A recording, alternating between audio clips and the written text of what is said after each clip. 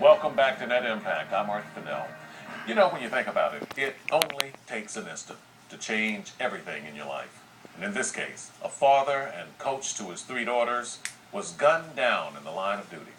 Comcast Sportsnet Bay Area's Damon Andrews tells us now how this family continues to honor their fallen father.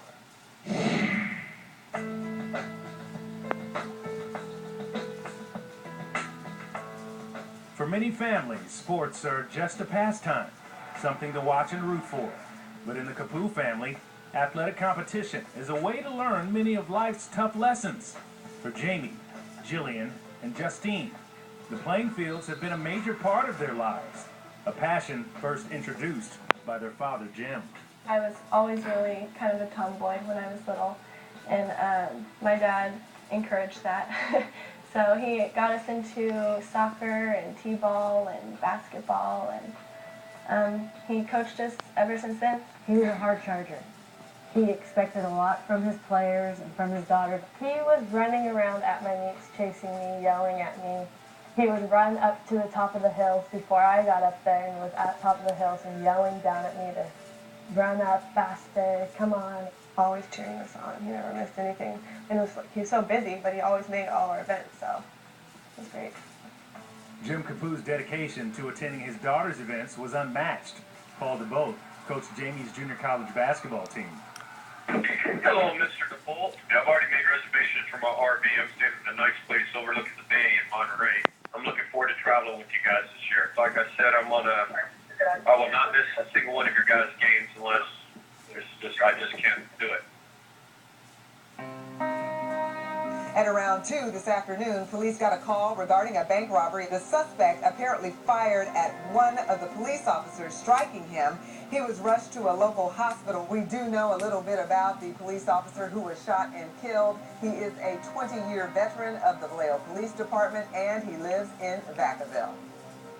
And I think in my heart I knew something really was wrong. The girl that does my hair is running behind, so I got on Facebook.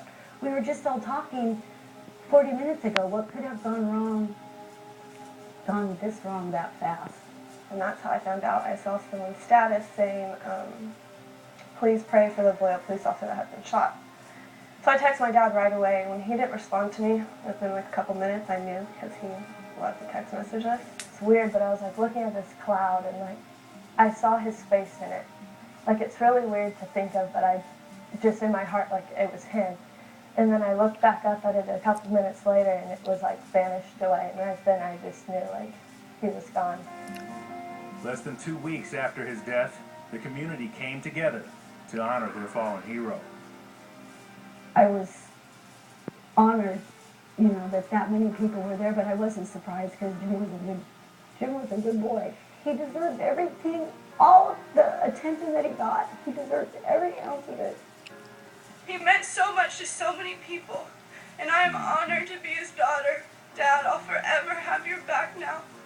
You rest in peace. I'll be seeing you, and I love you. Semper Fi, double dog, hoorah. So I just was watching him up there, and I thought, bless your little heart, you're doing exactly what your dad trained you to do. To honor her father further, Jamie put aside her grief and did what she normally does, play a game of basketball. But this game came the day after her father's funeral. There was only one person that pushed Jamie on the court that day.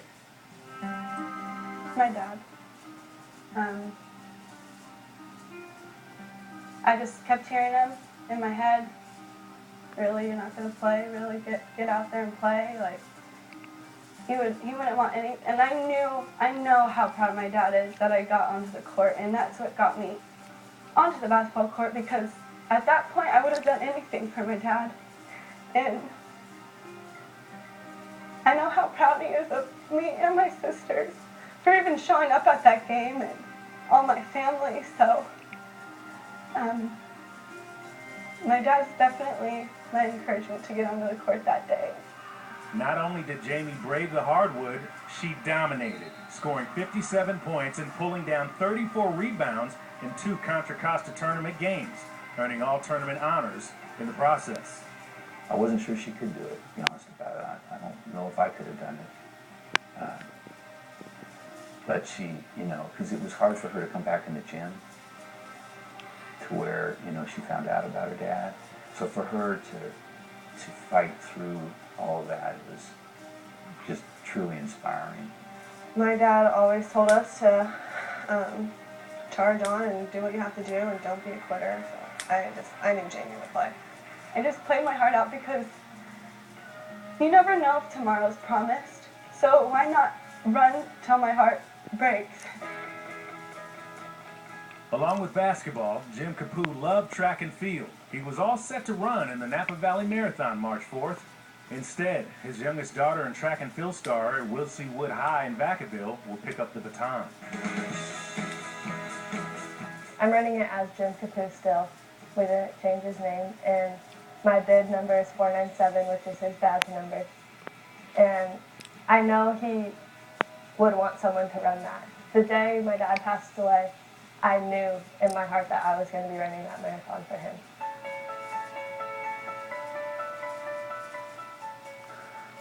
Wow. I don't know how they're doing it. The way he lived his life,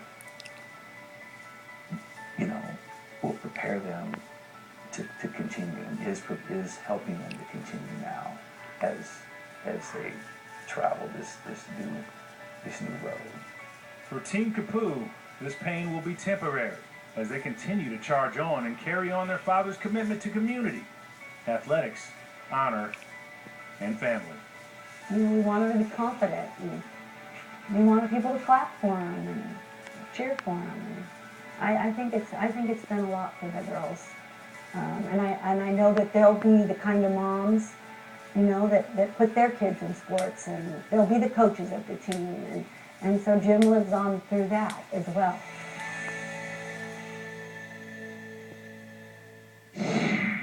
And when Net Impact comes right back, our cameras go undercover to answer the question, why are professional hockey players so superstitious? Ring Rockin' Tops.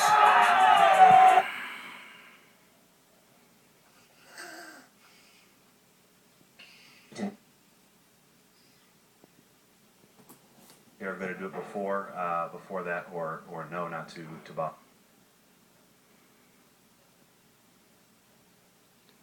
CSS has the best in-depth analysis, coaches shows, and live college basketball games. We show you the action. You show us the reaction. Submit photos of your fan faces at css-sports.com. You could be in our next ad. CSS, the face of college sports in the South.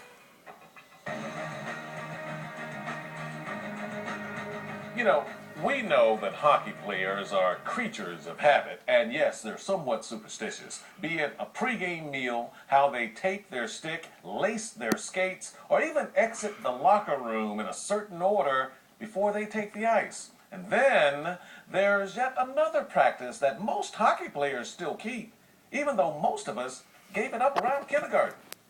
Here's Comcast Sportsnet Chicago's Pat Boyle to explain. The Blackhawks play on the voice of Chicago, 720 WGN Chicago. It's 1:30. Just after lunch in Chicago, downtown is at its usual hectic pace. And in a handful of hours, the United Center will be packed for another Blackhawks game. So, what's the team doing right now? Gotta have that nap. I try to always take a nap. Napping. It's not just for preschoolers. It's part of hockey's game day routine. Typically, you have the morning skate, lunch, and then by 1:30 or 2 in the afternoon, your favorite Blackhawk is taking a nap. I've been taking the naps ever since I've been a little kid, so for sure, some guys don't take them on the team, but I'm definitely a guy that needs it. It's really more about rest. I try not to stress too much about how much I sleep. Probably just an hour, hour and a half, but just more or less just recharging the battery. Overthinking things aren't too good, so I try to not think much again too much before you get here. And I think taking a nap and kind of let your body and mind relax for a bit is a good thing. I find out pretty quick. Probably one of the first few game days, especially, you find out that don't bother these guys when it's nap time. It's as they come in after their morning skate, have the pregame meal, and they all head home. Or if you're on the road, they head back up to their rooms, and it's everyone goes dark for a good couple of hours, and any business you need to take care of, better do it before that, or no, not to bother them. On the road, the naps continue, but you do have to deal with a roommate. Johnny's my roommate. He sleeps a lot too, so we're kind of on the same schedule in that part. Some guys aren't lucky enough to have to switch up the roommates a little bit to find the right guy, but for me, I've been fortunate enough to. I mean, it drives me nuts in the room, but as far as sleeping patterns, we're okay. Me and Yalmerson are rooming, and we're both on pretty much the same schedule. The whole thing is if the teammate is a snorer, right? I mean, yeah, it's tough. Actually, he told me before this year that he used to snore, so I was a little worried coming into this season, but for some reason he doesn't do it. So it's been great so far, but probably jinxed it now by saying that. Not everybody has bought into the game day siesta. I did it a few times last year, and I just kind of, you feel tired after waking up, and you don't always feel great for the game. Letty is definitely in the minority. The guys not only can crash before a game, they can sleep before the biggest game of their life. I'm trying to think if I've ever really struggled as far as taking a nap. I don't think so. So, Game 6 against Philly a couple years ago, I'm pretty sure I was fine there. Like Game 6 in Philly, Stanley Cup Finals, are you getting a nap in before that one? Absolutely, because if I don't get it in, I'm probably yawning on the bench. Now, we heard everybody's bought into this whole nap thing with the Hawks. Not just the players, not just the coaching staff, even the equipment guys. Let's switch to nap vision.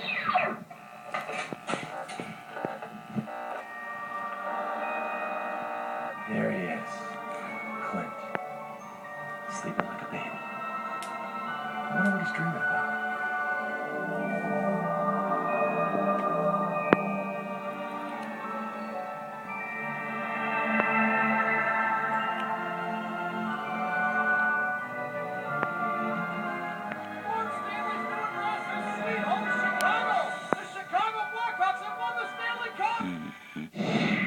Creatures of habit. I guess everyone has that thing they do. Like, for example, I always put my pen away when I finish a broadcast. Just like that's going to do it for this edition of Net Impact. I'm Mark Fennell, and for all of us here, we thank you for watching, and we hope to see you again next time.